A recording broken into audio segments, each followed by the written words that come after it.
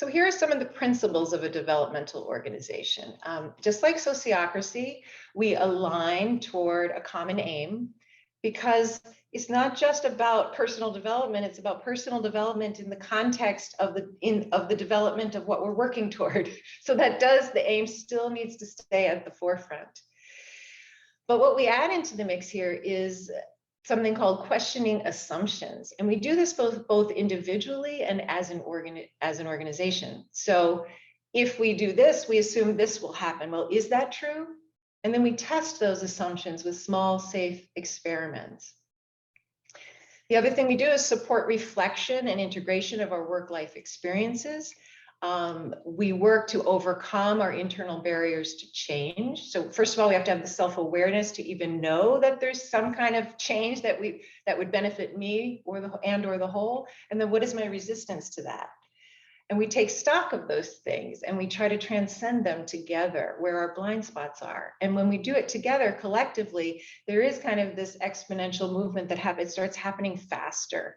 The real shift for me was starting to see weaknesses as prime opportunities for personal growth. Now, I get that when I'm by myself, I'm for, I don't know, 25 years, this has been a passion of mine of just the human condition and clearing the blocks and traumas so that I can be who I'm meant to be, who I'm here to be, instead of operating from wounds or limited perception. So I have fun doing that on my own time, but to make that transparent to someone else, especially in an environment that means a lot to me, where I could be judged or it could be used against me, that's a whole nother game.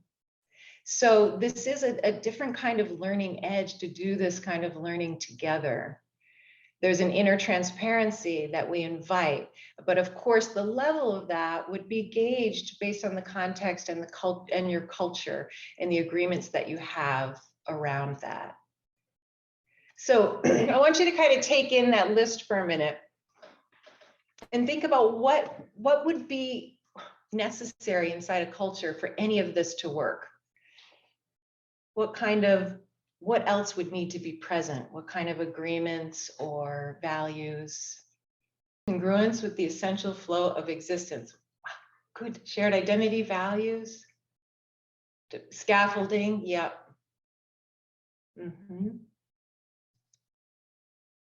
Inclusivity, openness, yes. Empathy, absolutely. Not getting frustrated with the slowness. Yeah, it can feel slow. What do they call it? Keegan calls it secondary gains. You get like the slowness of exercise going to the gym, but then you get the secondary gain of stronger muscles that give you more stamina later. It's a similar kind of principle of secondary gains. Willingness to make room for new ideas in your own paradigm, absolutely. And Pamela just landed on something that really feels at a core. They're all super important. Courage, yes, absolutely. Yeah, it can be scary. So to wrap up this section, I'm going to highlight what Pamela brought out, just because also for me, it's at the core of everything that of all that must be present in the room is trust.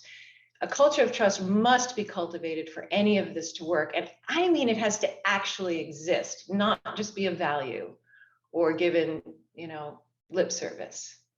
And it's got to be explicit as well in sort of the agreements and conditions that you set up to be a developmental organization or team on any level. This must be present for this to work.